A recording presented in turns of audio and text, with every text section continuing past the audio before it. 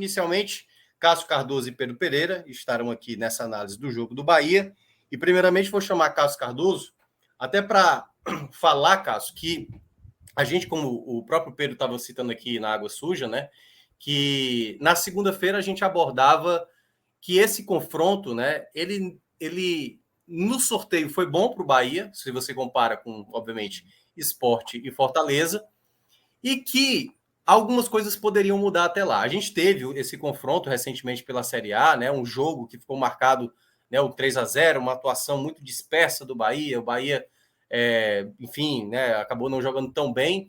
No jogo seguinte foi até o jogo do Flamengo, do último final de semana, que a equipe conseguiu ter uma boa apresentação com os erros da arbitragem.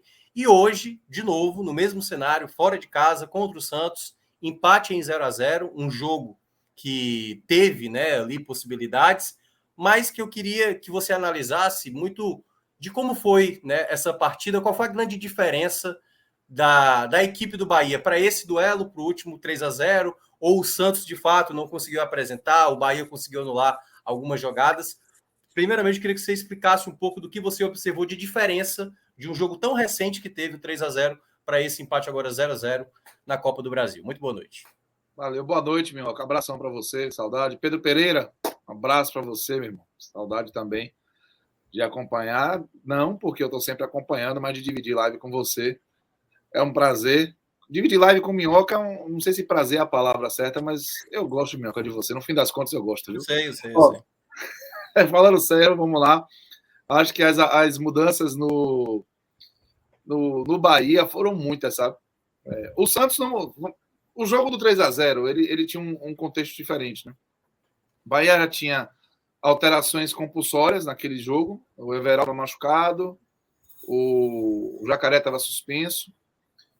E o Santos vinha num momento muito instável, um momento ruim, né? Tinha perdido um jogo no final de semana para o Cruzeiro, coisa não estava legal lá para o Santos. Aí explodiu o problema do Bauerman, né? Foi realmente um epicentro do caos ali para o Santos.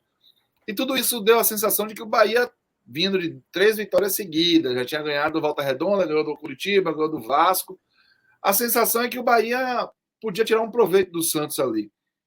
Só que a escalação do Renato Paiva foi uma escalação que a gente questionou naquele momento, até na largada, já antes do jogo começar, porque ele tinha que botar um jogador na ala, preferiu botar o Cicinho mesmo. Ele botou o Chaves na lateral esquerda. O meio campo ele já mexeu. O time ficou bem diferente. O Arthur Salles foi um de referência. Se não me engano, nem o Cauli começou aquele jogo. O Cauli foi para o banco naquele jogo. Foi um time muito mexido e parecia um time muito aberto. E o Santos, do outro lado, tinha vários problemas. Não tinha o Marcos Leonardo, mas também foi um time mais aberto assim, né, para o jogo. E o Renato Paiva credenciou aquela derrota muito mais a falta de concentração do Bahia no jogo, né, quando a bola rolou, quando a Cordura estava tomando 2, do que necessariamente as mudanças que ele fez no time. Eu discordei. Eu acho que sim, o Bahia se comportou mal, foi disperso, foi um time que não encaixou, mas eu acho que parte dessa dispersão ela estava relacionada ao Bahia aparentemente tratar o jogo do Santos como secundário em relação ao jogo do Flamengo que viria, né? O Paiva deu a entender isso até no pós-jogo. E o fato de ter mexido muito, você fez 6 trocas em relação ao time que vinha jogando. Então, até o encaixe é mais difícil. E aí a sensação de que o time está desorganizado, ou está disperso, ou não está prestando atenção, pode rolar. Mas o fato é que o Bahia foi realmente vencido e não dá para questionar aquele resultado. O que é que mudou hoje? No Santos só mudou um jogador. O Rodrigo Fernandes entrou no lugar do Camacho no time titular. No resto, todo mundo que foi titular contra o Bahia naquele 3-0 foi titular hoje de novo. Inclusive o Mendonça, que não jogou aquela partida toda e nem foi para o Rio enfrentar o Vasco. Mas a entrada do Rodrigo Fernandes já dava a entender que o Odair Helman queria ser um pouquinho mais conservador, né, em relação àquele time que tinha o Camacho. E o Renato Paiva, para mim, fez a grande mudança do jogo, porque ele botou um Bahia muito mais protegido. Assim. Ele tirou o Rezende da função de zagueiro, devolveu o Rezende para o seu papel original, que é um volante, colocou ao lado do Acevedo e colocou a trinca de zagueiros com Canu, David Duarte e Vitor Hugo, que para mim finalmente fez um bom jogo pelo Bahia. Os 2 primeiros jogos dele, para mim, não foram bons. Mas hoje ele foi bem. E o Bahia, além disso, ele também entendeu o jogo como um jogo de 180 minutos. Né? Pode parecer meio clichê dizer isso, mas o Renato Paiva, muitas vezes nos jogos do Bahia, ele vinha tentando... ele vinha fazendo coisas que a gente não entendia a lógica, aí depois ele até trazia uma lógica, muitas vezes eu não concordava, às vezes eu até concordava, mas uma das coisas que me chamava a atenção é que ele sempre falou que é a favor do entretenimento. E eu vou dizer um negócio para você, ver jogo do Bahia era entretenimento, garantido, né? Não se era bom para quem torce para o Bahia, são outros 500. Mas era entretenimento garantido. E hoje, aparentemente, ele não se preocupou com isso. Ele não se preocupou em promover um espetáculo, né? Ele se preocupou em jogar a eliminatória da Copa do Brasil. Talvez tenha sido uma das primeiras vezes que eu vi o Renato Paiva armar um time evidentemente focado no resultado, né? E não na produção desse time em si, não no desenvolvimento de um estilo de jogo. E eu acho que isso funcionou. O Bahia não quisesse jogar, pelo contrário, o Bahia tinha propósito de jogo. Toda vez que a bola pegava na mão do Marcos Felipe ou algum jogador de defesa do Bahia, a busca era rapidamente acionar o ataque. E o primeiro tempo, por exemplo, o Bahia fez do João Paulo um dos destaques do jogo. E o próprio João Paulo, evidentemente. Né? Mas porque o Bahia foi agressivo. O Bahia, quando teve a bola, tentou incomodar o Santos e exigiu do goleiro. Exigiu no lance do Cauli, já no final do primeiro tempo, mas exigiu também no lance do Vitor Hugo, quando o Bahia estava exercendo uma pressão, né, com muita gente dentro da área. O Vitor Hugo finalizou uma bola dentro da área muito forte. Apesar da bola ter ido em cima do João Paulo, foi impressionante a velocidade de reação dele. A defesa do Cauli foi fantástica. E tem uma defesa que não foi assim tão espetacular, um chute do Biel, mas uma intervenção importante dele, um grande contra-ataque que o Jacaré puxou. E o Santos teve, a rigor, o lance do gol anulado, do David, né? O David que foi muito bem no jogo de ida contra o Bahia, ele faria um gol muito parecido, né? Talvez o único vacilo do Bahia do lado direito ali. David Washington, né? E foi uma questão ali de muito limite, sabe? Na boa, foi uma questão de confiar no recurso eletrônico, tá? Eu não estou dizendo que eu vou confiar em quem está operando, mas confiar no recurso eletrônico, porque no olho, eu não achei que estava impedido, no olho. Mesmo com a linha, eu falei, tá impedido, mas o árbitro deu impedimento. Foi muito na linha. E o Bahia, por pouco, não botou a perder toda a proposta e a execução eficiente da proposta com esse lance do gol. Mas foi, a rigor, a chance do Santos em todo o jogo, até talvez um dos últimos lances da partida, um cruzamento da esquerda que o Mezenga cabeceou para a defesa do Marcos Felipe. O Mezenga ganhou do Chaves na cabeça. 104 minutos de jogo, contando com os acréscimos, e quem teve chance foi o Bahia, porque além dessas 3 que eu relatei, o Biel achou uma bola no segundo tempo, um passo do Everaldo, estou cruzado muito perto da trave, poderia ter dado o resultado positivo ao Bahia. Mas, no geral, aqui eu citei 6 oportunidades de gol. Né? O jogo foi ruim para quem gosta de futebol, para quem quer assistir um jogo emocionante. E ele foi ruim, o que é que me pareceu que para mim destaque no Bahia, por 2 aspectos que tem a ver com o Bahia. Primeiro, o Bahia foi muito seguro na sua fase defensiva, não deu oportunidade para o Santos, não deixou o Santos criar chance, finalizar dentro da área. E segundo, o Bahia foi um time tecnicamente muito pobre, né, do meio para frente. Um time que errou muito, um time que desperdiçou contra-ataque, tomou decisão errada, deu passe errado. E aí, quando o Bahia poderia entregar alguma emoção ao jogo, criar uma chance, fazer um gol, porque o Santos estava dando seus espaços, e o Bahia estava com a proposta de atacar quando tinha a bola, o Bahia errou. Então o jogo ficou um terror, porque o Bahia queria prioritariamente marcar, a ideia era tirar do Santos a chance de ter uma vantagem para o jogo da volta, e aí nisso, para mim, o Bahia cumpriu muito bem o papel, mas na hora de fazer o creme de la creme, de você botar a cereja no bolo, o Bahia pecou demais. E isso deixou o jogo, do ponto de vista de espetáculo, um desastre. O jogo foi ruim de assistir, foi um jogo sonolento, mas é um jogo que eu dou méritos ao Bahia, Minhoca e Pedro, de ter cumprido com aquilo que foi a sua proposta. O Bahia tinha a proposta de tirar a velocidade do jogo, tinha a proposta de tirar o Santos de sua área, tinha a proposta de não levar gols. E nesse ponto, a execução foi boa. Não posso dizer que a execução foi ruim. O Santos é limitado, e a gente falou dele, o jogo do 3-0 estava claro, né? Só que aquele Bahia foi outro. Aquele Bahia se comportou mal em diversos aspectos. Esse Bahia de hoje se comportou mal, para mim, em um aspecto, foi o aspecto técnico para resolver o jogo lá na frente. Até a partir do meio campo. Mas no aspecto tático, eu acho que o Bahia foi bem. E aí é um crédito para o Renato Paiva, que armou o time num formato que funcionou, e a execução do time também funcionou.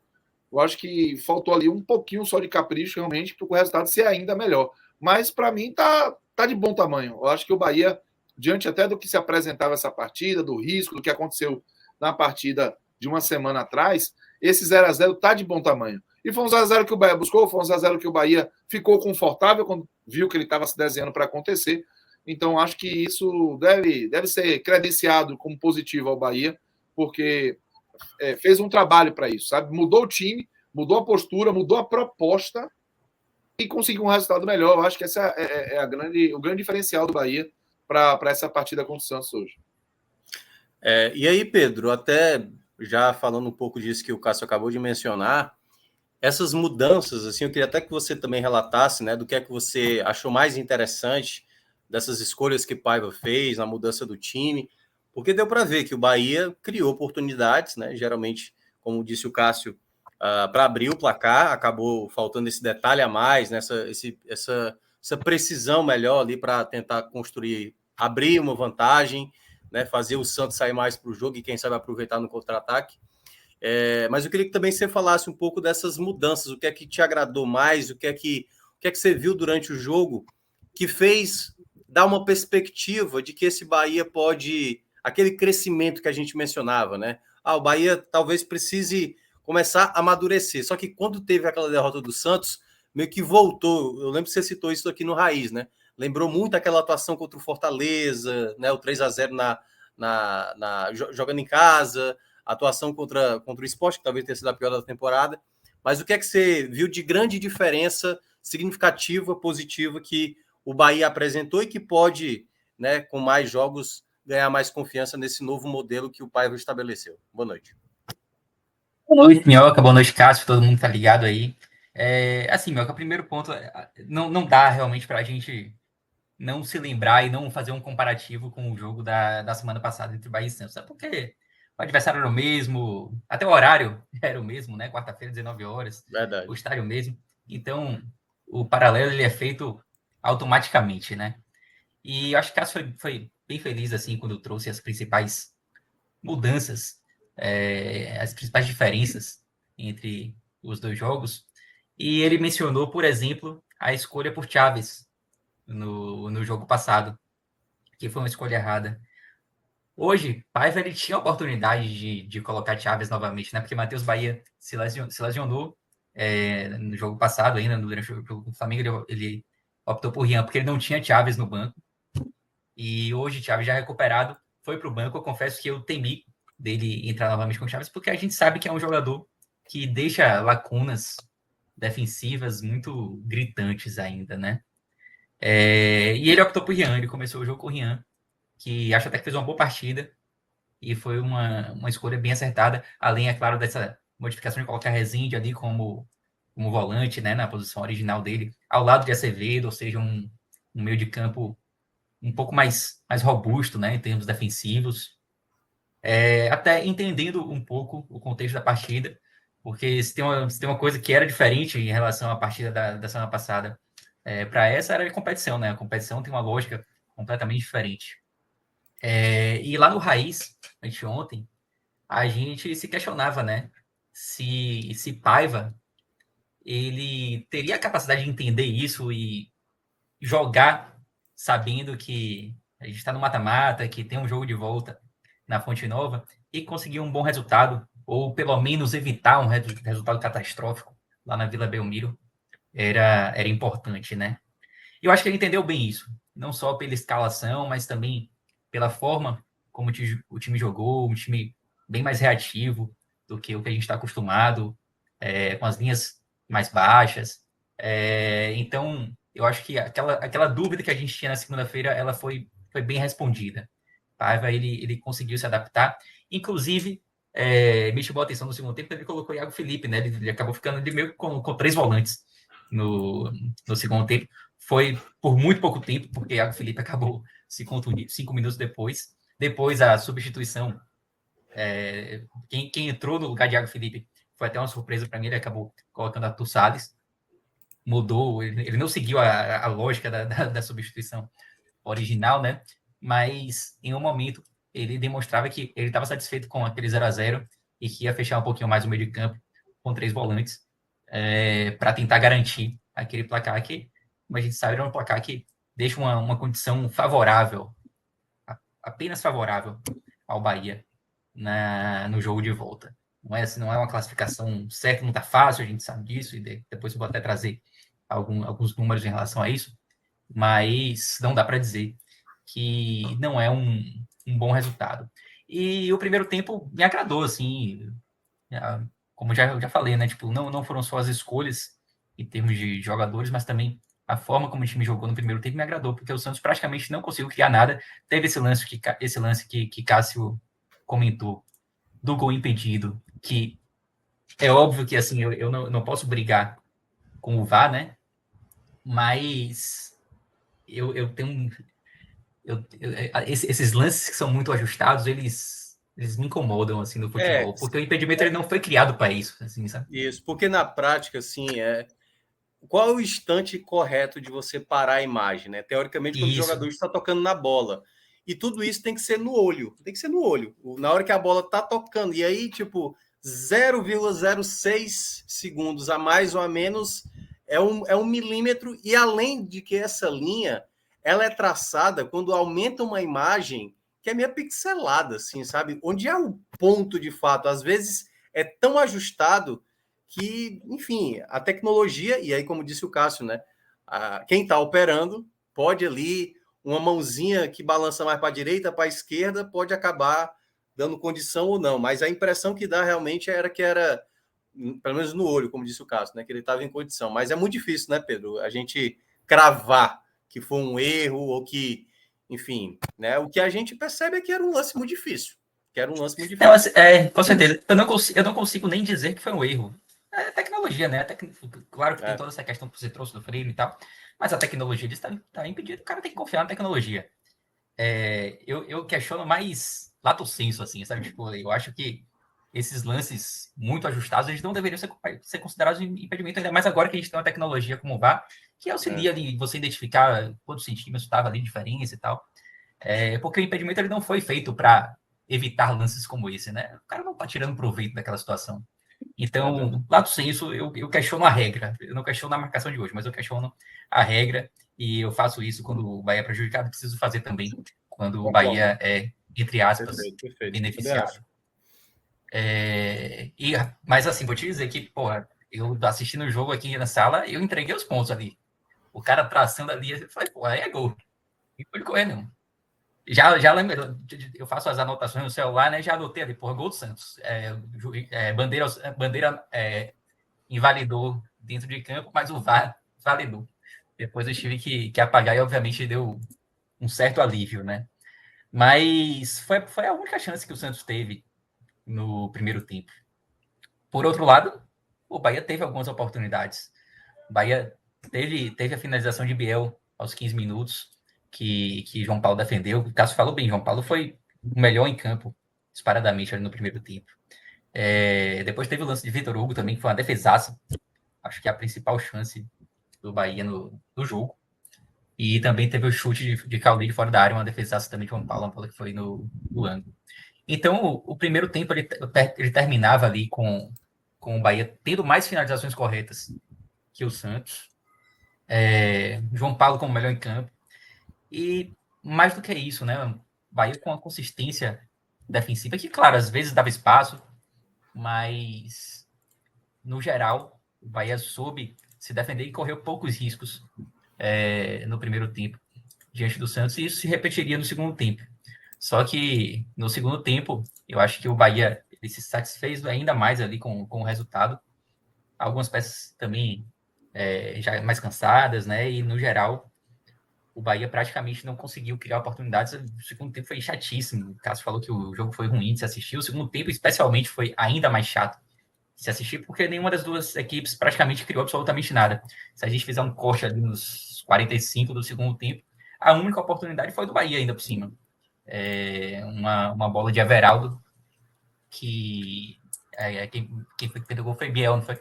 Biel acabou chutando cruzado, e a bola saiu ali, tirando tinta da trave. Foi a única oportunidade ali do tempo regulamentar do segundo tempo. Já lá no finalzinho, que o Santos teria uma grande chance de cabeça. Bruno Mezenga cabeceou e Marcos Felipe triscou na bola, assim, salvou o Bahia de sair com um placar adverso ali naquele primeiro tempo.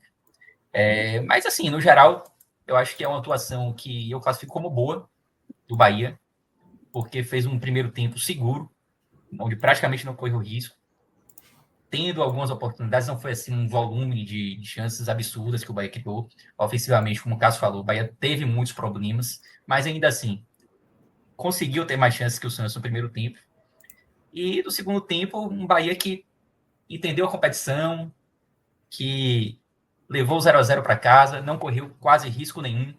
Se não fosse essa bola dos 50 minutos, a gente teria dito que o Bahia não correu absolutamente nenhum risco no primeiro tempo.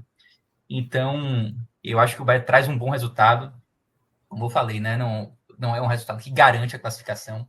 Essa é a 22ª vez que o Bahia consegue um empate fora de casa na Copa do Brasil. E vem para a Fonte Nova com essa vantagem, né, de ter empatado, coloco vantagem entre aspas, porque um novo empate na Fonte Nova leva a disputa para os pênaltis. E dessas 22 vezes, o Bahia se classificou em 6. Desculpa, se classificou em 15 21. E foi ali. Não, peraí. 22, essa é a 22ª vez, as outras 21 vezes, é isso? Ah, sim. Exatamente. Essa é a 22ª vez. E o Bahia. Não, vamos lá.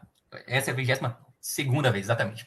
O Bahia se classificou em 15 e foi eliminado em 6. Então foram 21 vezes, 15 classificações e 6 eliminações. Dessas 6 eliminações, algumas traumáticas, que com certeza Cássio vai se lembrar, por exemplo, daquele Bahia Juventude, né? Onde o Bahia havia empatado 2-2 em Caxias do Sul, nas quartas de final de 99. Tem uma curiosidade até desse jogo, né? Porque Emerson Ferretti, que foi o goleiro do Juventude naquela série, né? Além de pegar muito durante os jogos, ele pegou muito na decisão dos pênaltis. Eu lembro todos os dias, sabia? Às vezes eu vou falar com ele, chega lá na TV, né? Que ele é meu colega de TV, a gente comentou jogos da Copa do Nordeste juntos, e a gente também tá algumas coisas do programa da parte de esporte do dia a dia da TV juntos, né? Aí ele chega, vai dar bom dia, eu falei, bom dia, mas não sei porque que eu tô lhe cumprimentando, porque você em 99 ele vai dar risada. Rapaz, a mesma resenha, porque ali foi muito trauma, muito. Tinha tudo pro Bahia pela Copa do Brasil. Até porque quem foi campeão daquele ano foi o Juventude, né? Foi o próprio Juventude. Pegou tudo no Maracanã, no jogo da volta contra o Botafogo. O maior público do Maracanã, o último grande público do Maracanã, né? Talvez acima de 100 mil pessoas. Sim. Foi esse Botafogo Juventude, um 0-0, o Juventude segurou e Emerson foi o grande destaque. Depois ele veio para o Bahia. Logo depois daquele ano, ele veio para o Bahia, 2000. Virou ídolo aqui, né, velho? Então... Virou. Foi bola de prata em 2001. Você devia pegar leve com ele nessa lembrança aí. A gente tem ótimas recordações, assim, depois, né? Ele tem algum crédito, né? Não é de todo mundo. Porra, tem. Tem demais. Mas, de fato, assim, foi um jogo traumático, assim. O Bahia tinha tudo para chegar na semifinal, né? Uma fase dessa que o Bahia nunca chegou. E aquele 2-2, quem viveu, quem estava na Fonte Nova ali naquele 2-2, tem um trauma eterno desse jogo. E o próprio Bahia Game, mais recentemente, agora em 2019 também, o Bahia havia empatado no jogo de ida. Fonte Nova lotada. Jogando bem, jogou muito o Bahia no jogo de ida. Uma Fonte Nova lotada. Não, desculpe, Pedro. Eu quero falar de Bahia Atlético 2002 também, que foi um jogo incrível. A ida o Bahia tomou 2-1, na volta o Bahia estava jogando muito, botou 2-1, tomou virada para 3-2, virou para 4-3, perdeu um caminhão de gol. Jogaço. Parece um portal ali de Caverna do Dragão, as quartas de final, sabe? Verdade. E aquele Bahia Grêmio foi o maior público da Fonte Nova ali até então, né? Não é mais. Você lembra de 2018, que vai tomar 0 do Palmeiras nas quartas e no primeiro tempo, no Pacaembu, Edgar Júnior tirou um gol de Gilberto? Verdade. Edgar Júnior é o zagueiro, velho. E o Bahia tava jogando direitinho. O Bahia de Anderson. Foi aquele jogo que rendeu um meme de Anderson fazendo aqueles gestos. Eu lembro. Virou meme. Não sabia que tinha sido nesse jogo, não. É aquele Foi mesmo, esse jogo aí. mas é isso, né? Tipo, claro que dá para ser considerado um bom resultado. Tem uma chance maior agora de se classificar no confronto. Mas não dá para dizer que já estamos classificados, porque o histórico mostra uma quantidade considerável de eliminações, assim, né? Então, não tem nada a ganho, não. Mas, no geral, o resultado foi bom. Cássio, eu vou. Olha a frase do Laílio aqui que eu vou saltar. Eu vou me aproveitar um pouco ainda de você aqui. Misericórdia. É, Deus é maior. até para saber, você tinha falado, né, até alguns meses atrás, acho que uns 2 meses, que você se preocupava muito com o esporte, né, na Série A, porque até você falava que poderia ser algo do tipo América de Natal, de 2007 e tudo. Com Bahia, você fala, né? Isso, o Bahia, né? Porque vinha muito mal na Copa do Nordeste, um sistema defensivo que era Sim. muito vulnerável, né? E que mudou, né? As coisas chegaram a mudar nesse período. O Bahia, obviamente, teve uma evolução. E como a gente estava citando o jogo da semana passada, que deu meio que uma lembrança daquela equipe, né? Que era muito vulnerável. Então eu queria saber muito de você, o que é que você está observando hoje, depois de começar a Série A, dos jogos que tem apresentado o Bahia, como é que está esse nível de confiança do time que você está apresentando? Assim, até essas mudanças que Paiva está fazendo, como você observa um possível crescimento, ou você acha que ainda ronda aquele time vulnerável, né, da Copa do Nordeste, do sistema defensivo? Tem muito a ver com o elenco, tem mais a ver com as escolhas de Paiva. O que é que você observa daquele seu tweet, né, que gerou muita repercussão, para esse momento de agora, que o Bahia parece estar com passadas um pouco mais firmes, um pouco mais de estabilidade, vamos dizer assim? É engraçado que eu falei do América de Natal, porque virou um marco, né? Mas a Chapecoense conseguiu ser pior depois. Superou, exatamente. A gente nem lembra. Veja, sim, houve uma evolução, né?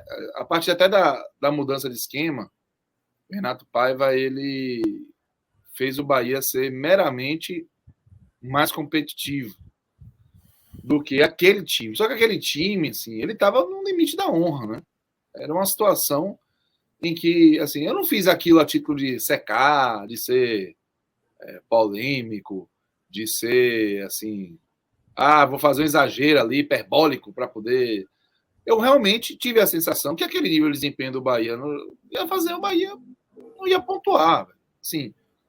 O que me fazia acreditar que algo podia ser diferente é que, evidentemente, o time tem agora hoje uma capacidade de investimento, né? E tanto que investiu, né? O Bahia trouxe o Vitor Hugo, chegou com status de... O Bahia trouxe 3 jogadores com status de titular: o Vitor Hugo, o Ademir e o Tassiano. O Tassiano já está jogando uma barbaridade, né? Já é um jogador que você entende como indispensável ali para o Bahia, apesar de o Bahia não poder contar com ele na Copa do Brasil, né? É uma pena, mas ele é um jogador que se mostra muito importante. E aí, assim, eu achei que o Bahia deu passos para uma evolução. Mas hoje, mesmo com essa evolução, reconhecendo até que o Bahia tem sido mais competitivo do que lembrando aquele time, né, em termos de número de jogos, a quantidade de jogos que o Bahia é mais competitivo é muito maior do que aquele Bahia malucado do que a gente viu em alguns jogos nessa temporada. E o jogo do Santos foi o último. Pela Série A, foi o último que me lembrou isso, né? Mas eu tenho ainda uma desconfiança muito grande sobre o que o Bahia pode render nessa Série A, e hoje eu consigo apenas mirar o Bahia como um candidato à permanência. Eu acho que, espremendo ali, na plenitude dos seus elencos, o Bahia é melhor do que 4 times na Série A. Eu acho que é. É melhor que o Coritiba, é melhor que o Goiás, é melhor que o Cuiabá, é melhor que o América Mineiro, sabe? E eu acho que disputa bem com o Santos, por exemplo. Fora aqueles que você vai ali vendo uma situação difícil, né? O Corinthians, por exemplo, está numa situação ali meio carregada. O Grêmio está numa situação também chata. Inter. o Inter. Então, eu vejo a briga do Bahia é essa briga. A briga do Bahia é a briga pela permanência. Mas o Bahia está muito longe de ter algum conforto nisso. O Bahia fez 5 jogos contra times do tier dele ali, né? Antes de pegar o Flamengo. Isso. E ele, de 5 jogos, ele ganhou 2 e perdeu 3 na Série A. Mas Botafogo realmente cresceu muito. O Botafogo é líder. O Botafogo está ganhando agora do Atlético no jogo de Copa do Brasil fora de casa. Mas o Botafogo talvez tenha feito o pior jogo dele nessa sequência aqui na Fonte Nova contra o Bahia. O Bahia se mostrou vulnerável ali, parecia muito fácil você resolver os jogos. O Bragantino só ganhou um jogo em casa na Série A e foi do Bahia na estreia, mesmo o Bahia tendo feito 1-0. Então, assim, eu percebi uma evolução do Bahia, mas não percebi uma evolução para dizer, mudou a chave. Não, o Bahia vai competir. Ótimo. Antes eu não tinha nem ideia de como ia competir, mas eu também sabia que não ia deixar ficar desse jeito. Né? Tipo assim, você não vai simplesmente achar que não, beleza, é desse jeito que vai ficar. Não vai. Até o Acevedo cresceu de rendimento, os próprios zagueiros do Bahia, com uma proteção maior, melhoraram. O David Duarte melhorou, o Cano melhorou. Então, assim, acho que o Bahia tem um cobertor curto, aí é problema de elenco também. O Renato Paiva, o que é que me incomoda? O Renato Paiva, ele não parece seguir uma linha lógica de raciocínio. Se ele tem um plano, eu não tenho a menor condição de desvendar esse plano antes. Porque ele faz trocas, às vezes alegando dificuldades físicas, às vezes tira da cachola uma ideia, e aí não tem nada a ver com parte física. Ele lembra aquele chocolatezinho, o ovinho de chocolate que vem com um brinquedo dentro, velho. O tempo todo, sabe? Você não sabe o que vem. Você sacode para tentar adivinhar, mas não adianta. Ele é muito difícil acertar o que ele vai planejar. E aí ele erra pra caramba por isso, sabe? Ele acerta como acertou hoje, mas ele erra como também errou há uma semana contra o mesmo Santos. Esse mesmo Santos. Ele errou muito. Então, para mim, esse é um ponto frágil do Bahia. E o outro ponto frágil do Bahia é elenco. Falando de número de opção mesmo. Se o Bahia perde o Everaldo, meu irmão, é um desastre. Se o Bahia perder o Vitor Jacaré, é um desastre. Sabe? O Rezende, se o Bahia perder, é um desastre, porque o Rezende, ele é o único jogador de meio campo do Bahia que consegue fazer a função que ele exerceu hoje. Diego Rosa, em tese, poderia ser jogador, mas pelo amor de Deus. Entende, Minhoca? Então, é muito curto o cobertor do Bahia. Muito curto. Muito curto. Então, isso também me deixa preocupado. É lógico que pode acontecer o Bahia contratar na janela que vai abrir, ainda no meio do campeonato, e isso mudar um pouco as coisas. Mas, nesse momento, eu olho cada jogo do Bahia com uma preocupação muito grande. E, por exemplo, esse jogo do Goiás, para mim, é decisão, é final de Copa. Entende? Ganhar esse jogo do Goiás é fundamental, é assim, inegociável. Porque o Goiás é da briga do Bahia, o Goiás já ganhou um jogo, o Goiás hoje jogou Copa Verde, terça vai jogar a Copa Sul-Americana, então o Bahia tem que tentar tirar proveito disso, mesmo cheio de desfalques, né? Porque, por exemplo, Canu e Rezende não vão jogar porque foram expulsos contra o Flamengo. Então é isso, eu acho que no geral melhorou um pouquinho a percepção, sim, mas ainda vejo o Bahia com extrema desconfiança e preocupação acerca da sua permanência. É o jogo do Bahia. Se o Bahia terminar o campeonato a partir de 13º lugar para cima, vai ser um senhor lucro. Para mim, esse campeonato do Bahia é campeonato de manutenção mesmo. E antes da gente partir para as análises individuais, Pedro, essa sequência do Bahia, como disse o Cássio, né, vai ter o jogo contra o Goiás, um adversário que venceu, né, de virada o Botafogo, né, o Botafogo que era até, quer dizer, ainda é líder do campeonato, mas perdeu a invencibilidade. E depois, uma semana, vai enfrentar o Inter, antes desse duelo contra o Santos. Então, queria que você falasse também dessa sequência, até porque também o Santos, é bom lembrar, o Santos também está envolvido, como o caso falou do Goiás, mas o Santos também está envolvido com Sul-Americana, né? O Santos ele vai ter 3 jogos até lá, o Bahia vai ter 2 jogos, um intervalo de uma semana aí separando os 2 jogos da Série A para ter esse duelo da Copa do Brasil. Então, eu queria que você falasse também um pouco do que está por vir, do que você imagina que Paiva deva fazer, obviamente, né? Tentar vencer o Goiás aqui, no caso aqui, quando eu digo aí na Bahia. E depois o jogo contra o Inter, se você imagina que deva ser um jogo onde ele talvez possa segurar alguns atletas, até porque o jogo contra o Santos possa ser mais relevante, né? Até porque tem a viagem para o Rio Grande do Sul. Assim, primeiro esse jogo do Goiás realmente é final de Copa do Mundo, como o Cássio falou. Até considerando a sequência que o Bahia tem em um futuro muito próximo. O Bahia tem o Inter fora de casa, depois o Bahia pega o Fortaleza fora, jogo dificílimo. Aí vem para 2 jogos em casa, um contra o Cruzeiro, que tá bem, depois outro contra o Palmeiras, que, se não o melhor, um dos melhores times do campeonato. E depois o Fluminense fora de casa. Então, assim, uma sequência bem pesada. Até porque, tipo, o campeonato brasileiro é difícil mesmo. E tem Cruzeiro depois, Então, né? Embalado, né? o Cruzeiro antes do Fluminense. É o Cruzeiro antes. Fortaleza, depois Cruzeiro e Palmeiras em casa. E o Fluminense fora. Não tem um Inter fora, não? Não, Antes, vamos lá. É, Vamos lá. Goiás, vamos lá. Inter, Fortaleza, Cruzeiro, Palmeiras e Fluminense. Bahia, viu? Então, é uma sequência pesada até por isso, e também pelos 6 pontos em 6 jogos, contra alguns adversários pontuáveis, esse jogo contra o Goiás é crucial. Uhum. E assim, Paiva, ele roda o elenco.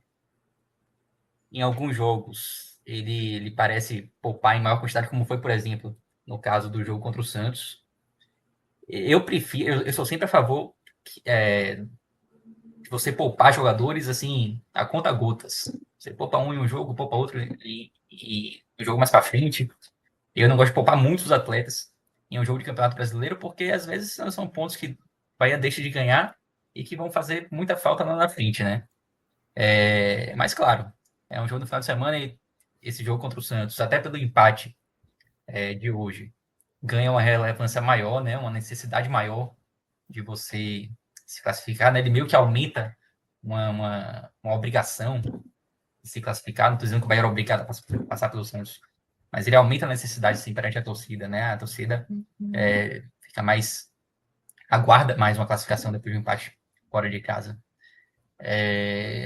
Mas eu acho que, pela baixa pontuação nesses 6 primeiros jogos, seria arriscado você poupar muitos jogadores ali contra o Inter. Tem ganhado Goiás, primeiro pensando no Goiás, ganhar de qualquer jeito. É um jogo, de fato, muito crucial para o Bahia. E aí, aos pouquinhos, a gente vai vendo o que Paiva vai montar. Mas, como o Cássio falou, né, é difícil até de prever o que Paiva escolhe. Cássio, então vamos lá, né? Falar dos destaques da partida. Para quem observou o jogo, né? Você que observou bem o jogo, quem te chamou a atenção? Eu não sei como é que é na rádio aí, uma vez eu estava vendo a transmissão. Vocês utilizam, como é o termo, hein? Do melhor e do pior? São bordões, porque, veja, os 3 mais experientes da rádio são 2 narradores e um repórter. O repórter Manuel Messias, ele, quando relatava um gol da dupla Bavi, né, ele falava assim: tá bonitão na frente. Aí o melhor é bonitão. O Expedito Magrini, que é o narrador, quando tem um lance muito bizarro, uma tentativa de chute, um lançamento, ele grita horroroso! E aí o horroroso virou o quadro do pior em campo. E o lance Que Beleza é o lance destaque assim, da partida, e Que Beleza é a forma como o outro narrador, Tony Silva, ele narra. Ele puxa o grito de gol, né? E que beleza! Então, é uma homenagem a eles. Diga aí os bonitos e os horrorosos aí. Horroroso.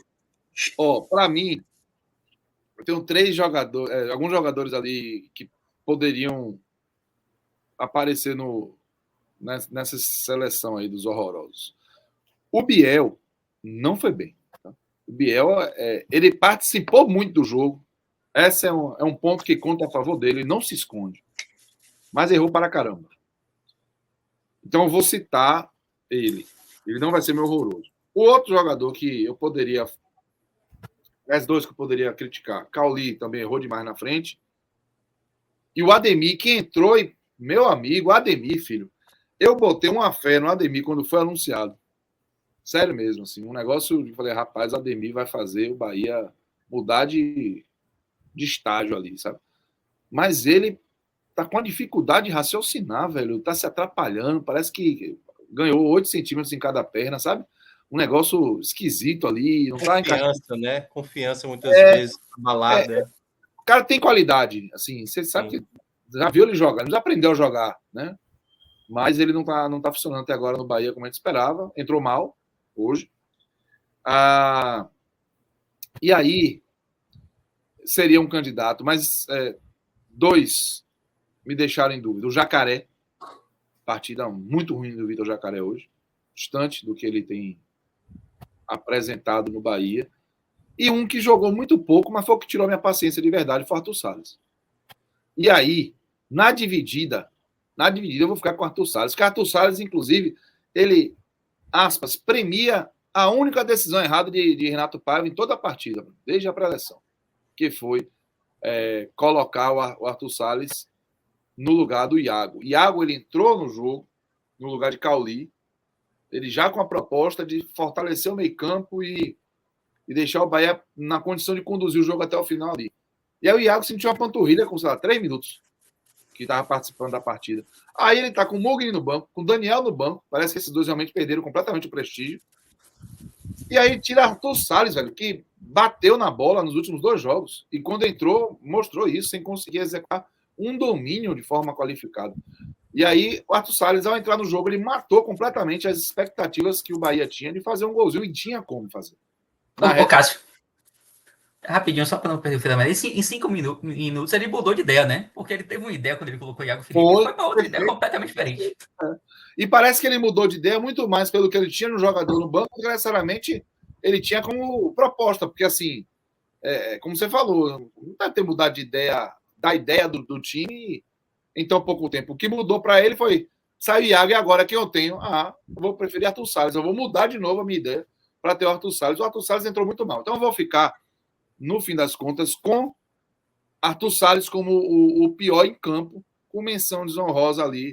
A Biel, porque eu esperava muito, participou muito, errou muito. É o Jacaré, que eu também tinha uma expectativa e acabou não funcionando. Teve outros jogadores que foram mal tecnicamente, mas eu fico com esses aí. Para você, Pedro. Assim, eu acho que 3 jogadores que entraram na partida, e Cássio já citou 2 deles, jogaram muito mal hoje, assim, tipo, não fizeram diferença alguma na partida. Ademir e Arthur Salles. Arthur Salles, para mim, concordo com o Cássio, foi o pior. Mas Chaves também não fez absolutamente nada hoje. Aliás, que fase, assim. E mais do que isso, quase complica o último lance lá também. É ele que deixa Bruno Mezinha cabecear, né?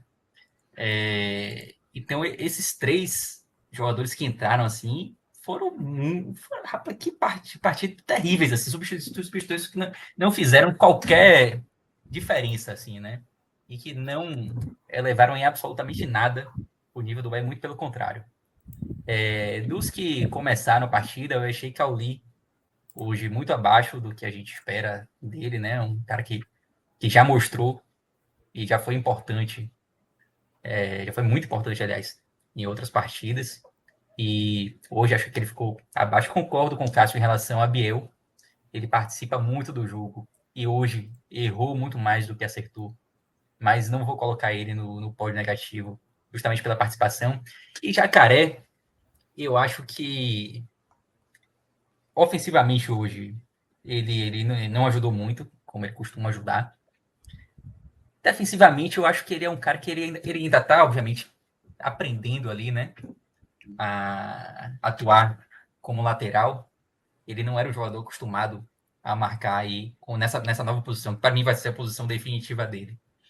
Ele tá aprendendo, tá se esforçando em marcação. Hoje eu acho que ele em alguns momentos deixou espaços, mas no geral, defensivamente, eu acho que ele não foi tão mal assim, por isso que eu não vou colocar ele entre os piores. Ofensivamente, realmente, ele não contribuiu em quase nada. Mas eu acho que eu vou ficar assim com os 3 que entraram no pódio ali, Ademir, Chaves e Arthur Salles, com Arthur Salles sendo considerado assim o pior, porque mais uma chance, né, que ele tem. No primeiro jogo que ele entrou, ele até foi bem. Esqueci agora, contra Volta Redonda, né, aquele 4-0 na Fonte Nova. A gente até colocou ele entre os melhores naquele jogo, mas depois ele veio tendo outras oportunidades e tá muito mal. É um jogador muito novo, acho que até lá para frente ele pode ser útil para o Chaves também. Eu acho que são jogadores que podem crescer, mas nesse momento agora tanto o Chaves como o Arthur Salles, eles não estão contribuindo tanto quando entram, mesmo que tenham algumas oportunidades, né? Volta e meia estão participando. Então, o Arthur Salles vai o pior, acompanhado de Ademir e Chaves, mesmo com pouco tempo em campo. Vou colocar os 3 que vieram do banco de reservas como piores. E os bonitos, Cássio? Rapaz, o João Paulo dos Santos merece uma menção só porque ele fez um papel de destaque. Mas eu vou escolher do Bahia. Sim. E do Bahia, eu acho que os jogadores da linha defensiva, o Rian fez um bom jogo, lateral esquerdo, até se machucar, estava seguro. E aparecendo, né? A dar opção na frente, e conseguiu ajudar o Biel bastante. Eu acho que os zagueiros, o David Duarte, o Canu e até o Vitor Hugo fizeram um jogo bem, bem regular, merece a menção. E o Acevedo merece a menção. Mas para mim, diferente até da dúvida que eu tive pro pior, pro melhor, assim, do bolo pro melhor, eu não fiquei com muita dúvida, não. Eu acho que o Rezende é o nome do Bahia no jogo hoje. Porque ele foi assim, a peça-chave, né, bem usada pelo Renato Paiva para mudar a eficiência defensiva do Bahia hoje, para fazer a proposta se cumprir. E ele foi muito feliz na maioria absoluta das intervenções. O Rezende só me deixou preocupado em um lance que eu fiquei em dúvida se ele fez um pênalti. No primeiro tempo, o jogador do Santos, né, reclamou ali, de uma maneira até discreta de empurrão, mas o pênalti que foi marcado em cima da Rascaeta no último sábado, é óbvio que aquele lance pode acontecer de ser marcado pênalti, sabe? E não tinha necessidade de fazer isso. E às vezes dá a impressão que ele dá uma saída da tomada, assim, ou sei lá, e dá uma desligada, ou soa displicente. Mas, velho, foi impressionante como ele ganhou a maioria dos duelos, como ele ajudou muito a desafogar a saída de bola do Bahia. O Bahia tentou o tempo todo fazer o controle da bola pela posse, então saía com a bola no pé, o Santos subia a linha para exercer uma pressão, e a saída funcionava com o Acevedo e muito com o Rezende. A marcação foi muito forte. Então, assim, acho que ele representou bem a mudança, né, do Bahia de uma semana para essa, com a sua escalação em outra função e com o seu desempenho individual. Se o time tecnicamente teve muito jogador que foi abaixo, o Rezende tecnicamente foi muito bem. Então ele se comportou bem taticamente, tecnicamente também. Então, para mim, ele é o melhor. É o bonitão da partida hoje.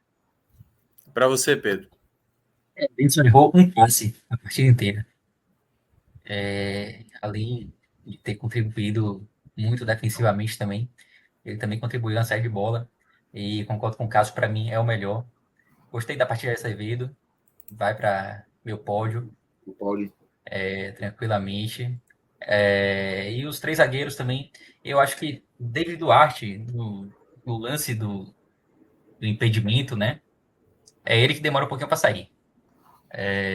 Achei que ele fez uma boa partida, mas tem dois lances assim que eu achei que ele errou. Primeiro, no lance do gol impedido, e depois também um lance que ele perde a bola e por pouco o Santos não tem uma boa oportunidade ainda no primeiro tempo. Então ele sai do meu pódio por isso, mas tirando esses dois lances isolados, e Cássio até citou um de Rezende também, ele foi muito bem. Então eu vou ficar com Canu, poderia ser Vitor Hugo. O Vitor Hugo fez uma boa partida também. Vou ficar com Canu, Acevedo e Rezende, com o Rezende como o melhor. Então, pronto. E só rapidinho, eu esqueci Del de mencionar. Tem o teu limbo, né? Tem a galera do limbo, assim. Everaldo, eu achei que ele hoje, novamente, não fez assim uma grande partida. Mas ele saiu, assim, da minha lista de piores, não necessariamente do pódio, mas ele não foi citado ali quando a gente falava dos piores, por conta do passe que ele deu para Biel no segundo tempo, né? Tirando isso, a partida de Everaldo não foi tão boa assim, então ele ficou no limbo. E o próprio Rian, eu acho que fez uma boa partida, está mais próximo ali dos melhores do que dos piores. Marcos Felipe, Marcos Felipe foi pouquíssimo exigido, mas quando precisou dele, ele fez uma boa defesa ali aos 50 minutos do segundo tempo. Então é a galera do limpo, assim, só para não deixar de mencionar.